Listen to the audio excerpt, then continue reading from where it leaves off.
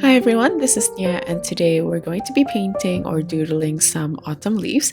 I made these freehand because I just wanted to make something relaxing and simple. So let's get straight to the colors.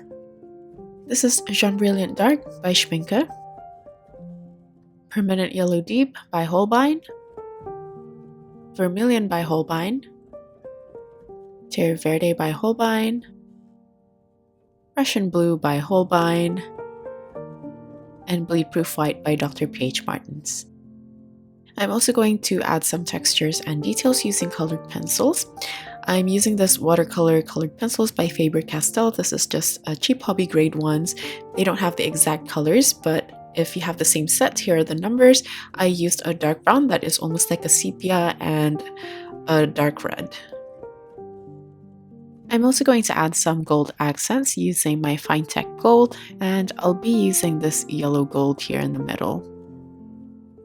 Let's get straight to painting. I'm going to mix up a dark brown, and for this I'm using a lot of vermilion, a little bit of Terre Verde, and Prussian blue. I also added a touch of permanent yellow deep. I'm going to mix a lot of this color so I have easy access to it on my palette, since I'm going to be using this a lot to paint the stems and also to mute other colors for the leaves. I'd like to start by painting the stem so I can paint the leaves on either sides, knowing where the center is going to be. And I always use my small brush to make it easier to paint the small delicate line. Then I switched to a Filbert brush to paint the leaves because I want the leaves to be quite rounded instead of long and pointy. As for the colors, I use Jaune Brilliant Dark, so the color will be nice and pastel. Then I add a little bit of that dark brown to mute the color. And as for the hues, I used some vermilion as well as some permanent yellow deep. As you can see on my palette, I separated the areas where certain parts have more permanent yellow deep and others have a bit more vermilion. This is to create variety in the colors, but still keeping them nice and consistent with each other. You can see each time I paint a leaf, sometimes I like to add more vermilion or permanent yellow deep or the brown. This is just to make things look more colorful, even though the colors that I'm using will be quite muted. This is actually the method that I'm going to use to paint all the leaves. I find that this is what makes watercolor unique, as we can place colors next to each other and just let them bleed into each other if they touch, creating soft transitions in between. For the next one, I'm going to paint an oak leaf. Again, I'm going to use different colors, but this is going to be one big leaf. Just like the previous one, I started with the stem. And for the color here, I wanted to add some muted green as well. So that was from the brown mixed with more Prussian blue and permanent yellow deep with some Jaune Brilliant as well to make the color nice and soft. Then, just like before, I like to pick between the previous colors that I've mixed with the browns and the yellows and the reds and pair it with the green. I like to also play with the value and also the consistency, continuing one stroke at a time and letting the color mingle with each other as I slowly create the form of the leaf.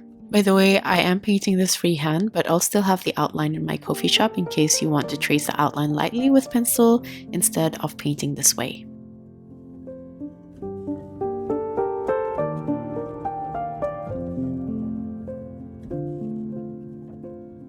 Moving on to the next one, I'm going to paint quite a large fern, starting with the main stem. Then I'm going to paint smaller stems on either side so I can paint really small rounded leaves on the smaller stems.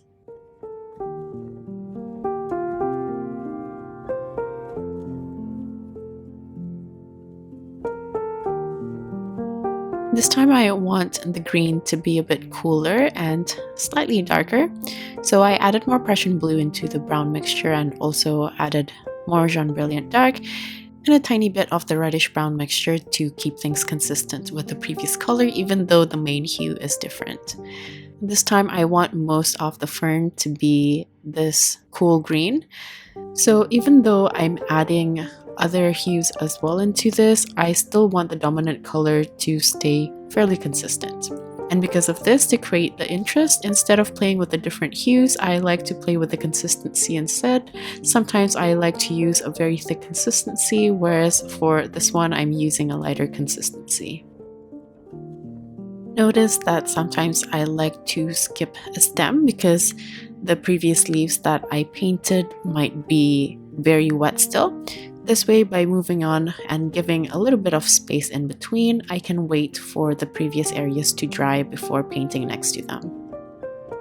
I feel like the other side is a little bit more difficult for me to paint, so I'm just going to rotate my sketchbook to make it easier on my wrist.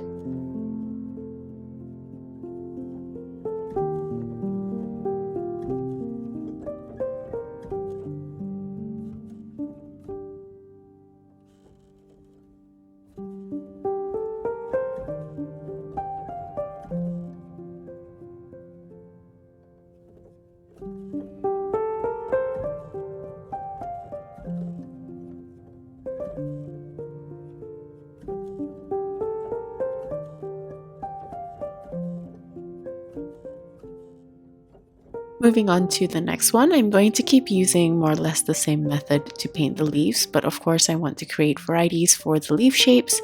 I'm just making stuff up as I go. You can follow along to the exact shapes if you would like, or even create different shapes for yours.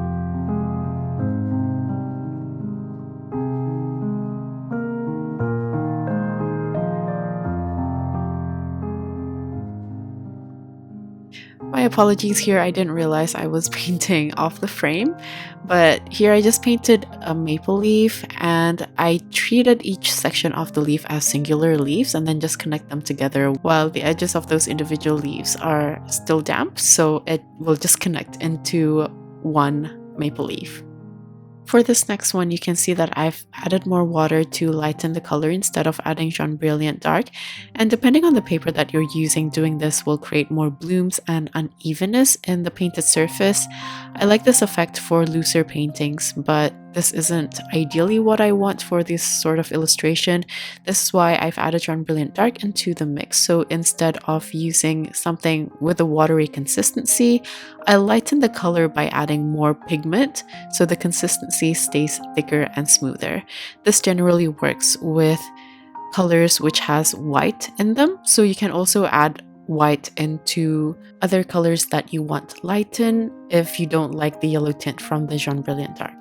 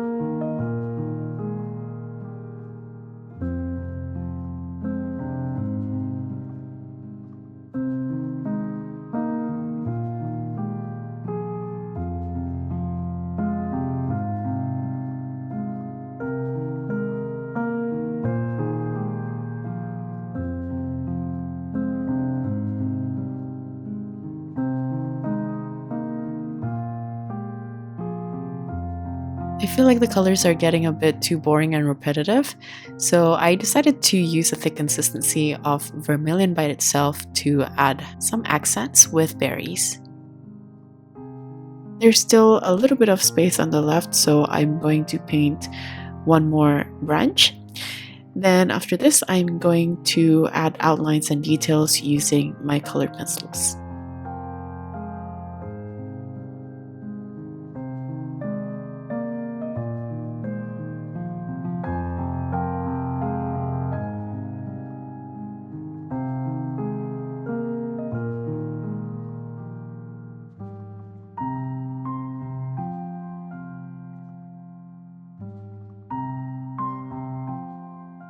I'm going to use the dark brown pencil. This is kind of like sepia, and I'm going to add the stems and veins of the leaves and such. You can also add dots or doodles if you want to create other fun markings. For some of the lighter leaves, sometimes I like to add an additional outline just to make the edges a little bit cleaner, but I'm not going to do this for all of the leaves. And if I feel like any of the stems need to be slightly thicker, I'll just go over it with my colored pencil.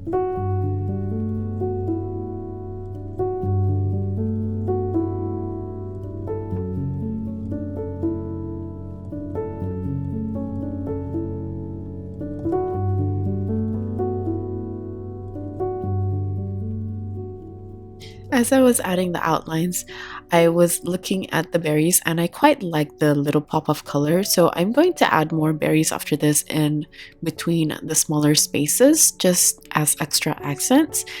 And for this I'm going to use the dark red colored pencil because I find that the application is much easier to kind of draw and paint on smaller areas.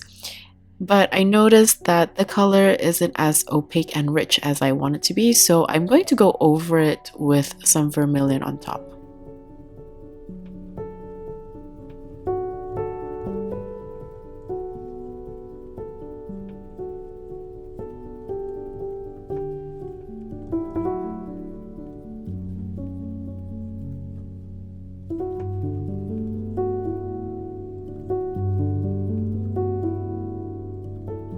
Next, I'm going to add some gold accents. This is optional. I just thought that it would be fun to add a little bit of shimmer for some of the leaves and to also fill in some of the spaces in between.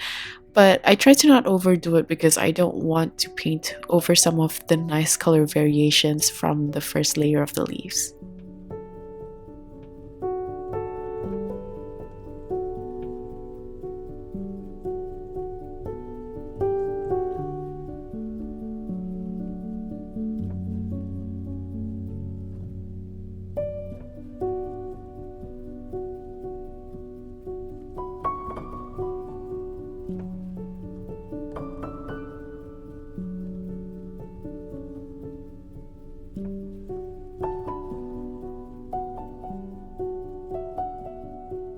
I decided to add some random markings using the gold as well, and after this I'm going to make final adjustments for the values or some details. As an example, if I feel like some of the smaller leaves need to be a little bit darker so it doesn't blend too much with the background, I'm just going to paint over it. And I also want the berries to pop out a little bit more and make it look shiny, so I'm going to add some tiny white dots using bleed proof white as highlights.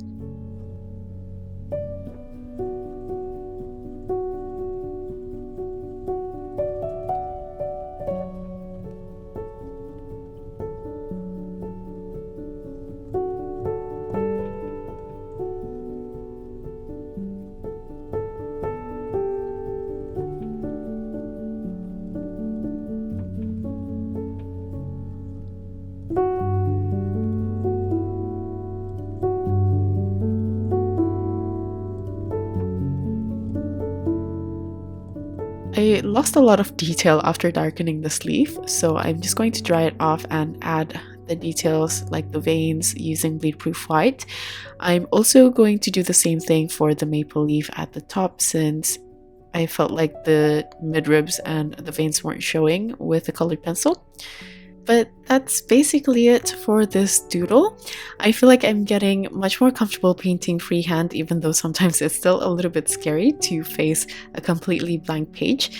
But I just generally love how freeing it is, and I also love the subtle color changes on this one. But of course, you can create your own color variations for your own autumn leaf collection.